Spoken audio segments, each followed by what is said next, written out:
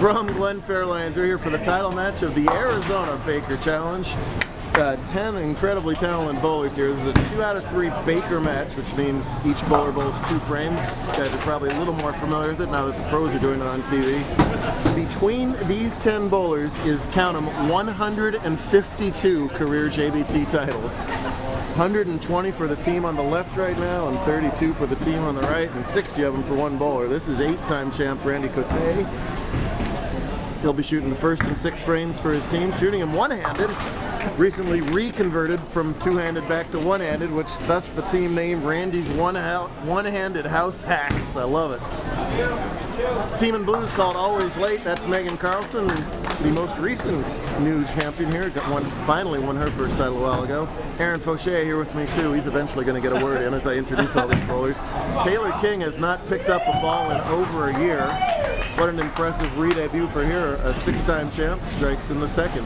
All scratch match. Everybody bowling has at least one title. 2-time winner Jacob Camacho up on the right lane. All ages, all averages represented here. What was that? Gumby-like reaction from him. Brianna Caldwell looking to join the 10-time champs club. Won quite a few of them after going adult. I think she won 6-ish as a junior. Won a doubles title, a team title, I believe, as well. 6 titles as a junior too. Pretty good considering Stephen Black won every other weekend in tournament. Like back then. So. The leading female title winner in JBT history.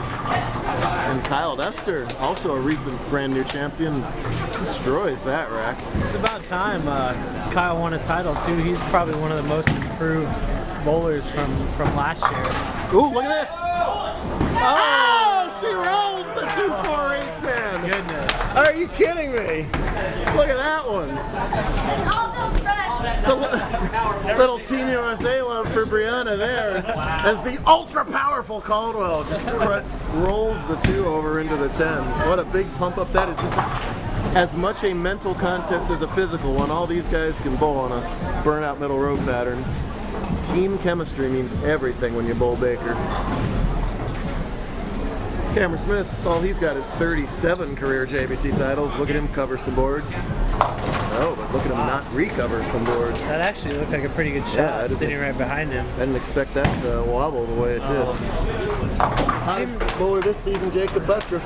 Check this out if you haven't watched the tour lately. 26 total titles, 20 of them this season. And we got a quarter of the season left, shattering Kyle King's record.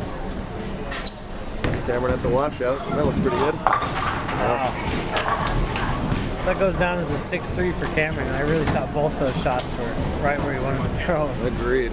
And Cameron is always very happy when he opens. Yeah. And if we haven't thrown enough names at you, here's 3-time PBA national champion Michael Haugen. Oh, there's a champion's roll as he turns the 4-6-9 into a strike. Take that, Caldwell!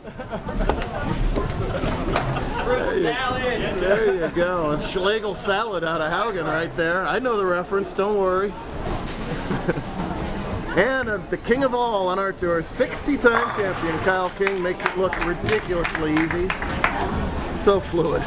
Kyle, fresh off of his Rookie of the Year and Team National Championship performance for Robert Morris, the new dynasty in bowling. Wow, nice shot from Carlson. Bad break, leave a solid 9 there. 2 out of 3 match. The higher seeded team, which is Randy's team, chose to be letter A, so if they get to a game 3, they'll be back on this lane. They must have liked it a little bit better in practice. It's pretty good. But he just gets around the corner. Looked the same as Cameron's ball. Cameron was supposed to not have caught that one very well. I mean, as the day went on, it seemed like you had to start off with stronger, smoother balls and move to flippier balls, and it looks like Cameron went to I think it's a game breaker. So obviously a smoother ball that would hopefully read that middle, but I don't know whether it's high. Thank you. Not a bad shot from King. Taylor with 6 titles, that's hard to do in the handicap division. Then she up and quit. Yeah, and she doesn't look like it either. I mean, her strike percentage is probably 75%. I heard Kyle saying earlier that they were going to put her anchor. So each team had to have at least one bowler at an entering average of 180 or less. That was, look at this one. Whoa. That was Taylor for their team and Megan for the other team. Each one of those is a dangerous under 180. It was a good shot there by Jacob. Hang on. Too. Jacob's another one of the Camacho, that is another one of the bowlers that's really improved over this year. So it's this is an interesting matchup because it's kind of the old guard versus the up and coming Definitely agree. guard. You got Kyle and Cameron on one team, and then of course Jacob and Jacob Camacho, and then Kyle, who are really coming on strong late in the year. Spare shooting just as important as your strike balls, especially in Baker. You want to keep that momentum going for your team. Switches balls, goes hard and straight. Nicely done. Dealing with the cosmic light strip too. Yeah. Always nice when you're done your portion of Baker and you can just cheer on your team. Light again for Bria. At least breaks it up into only a 2-pin this time. Pretty fortunate there, it looks like. I totally agree with you that Duster's in the most improved category, but Absolutely. I did not initially like this switch to two-handed. Yeah, especially, I mean, I was just talking to, I mean, that's really effortless. And that's why you switched to two-hand. All that power carves out the 410. I want to say when he first switched to two-handed, he was having trouble with the ball speed. Yes, hated it. That looks, I mean, effortless. His angles are pretty tight, so. And I know the Randy for the other team usually bowls two-handed, and the reason he's not bowling two-handed is because he was throwing the ball really slow. So, Wow. You could. That's probably the first 2 pins she's missed since the 90s. Exactly. It's the Carter administration. Exactly. Wow. And I'm lucky enough. Bree was my collegiate coach at the University of Arizona, and I think of all the hours I've spent practicing with her, that's the first single pin I've seen her miss. So really, really uncharacteristic there. So Buttriff not able to take full advantage of the situation, though. Cameron's team can max out for 202. Buttriff's team going at a 207 pace. So mandatory X time here for Mr. Smith. Ball change. Looks good. Wow.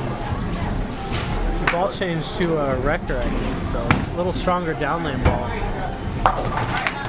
Couldn't get it to face up. It looks like, barring. Should do it, right? Yeah, it should do it. 9 out for Haugen would be 195, right? No. 96. Yeah, 195. Yeah, 195, right. They can max for 192 now, so 17 counts to tie, 18 count to lock it up. Good shot. Perfect. Well, listen, you don't get on the Pro Tour, you don't even cash on the Pro Tour without being awesome in the clutch, and that's just a walk in the park for Mr. Haugen, who has had more trouble winning in JBT than in PBA, by the way. Definitely. Tougher tour right here, kids. And what Kyle should be doing is using this as a practice shot, because if they get to game 3, they'll see this lane again. It's not total pin, so pure practice for him here.